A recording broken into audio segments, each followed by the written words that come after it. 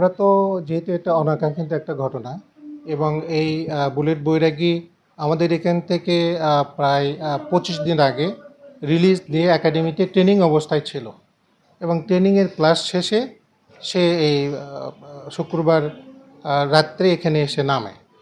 যেহেতু ওখানকার প্রশাসনের আন্ডারে ছিল, বাট এখানে যখন ঘটনা জানাজানি হয়েছে আমরা সঙ্গে সঙ্গে এখানে এসেছি এবং আমাদের যে প্রশাসনের সাথে আমরা পুলিশের সাথে আমি পুলিশের ঊর্ধ্বতন কর্তৃপক্ষের সাথে কথা বলেছি এবং তারা দ্রুত ব্যবস্থা নিয়েছে এবং এটা একটা প্রপার ইনভেস্টিগেশন, কারণ তদন্ত ছাড়া তো এটা বলা সম্ভব নয়।